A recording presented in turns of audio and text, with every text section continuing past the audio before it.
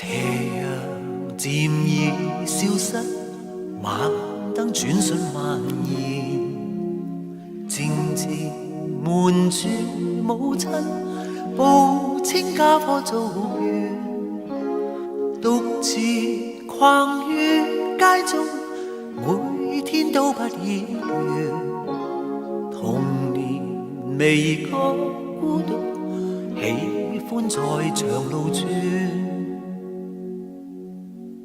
球場外買雪糕，有間安穩樂園，百樂門大戲院，坐真感錯前面，萬里嘅橙新鮮，老張繼續與炒麵，童年共這些事，分開又常遇見，幾經改變又改建，在那一剎記不清，球場現在是700個家庭同住的新村，鮮橙早已被裝罐，在老張煎茶至鮮，百樂門留低只得夠入場券。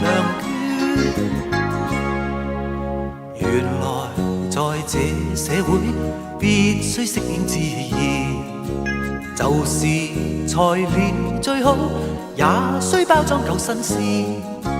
莫問昨天的好，今天怎麼不出現？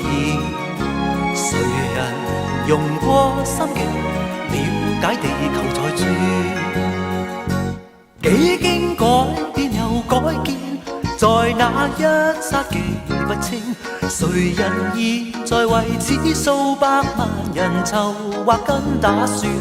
當初一切盡改變，現有一切也變遷。試問誰來關心思考為明天？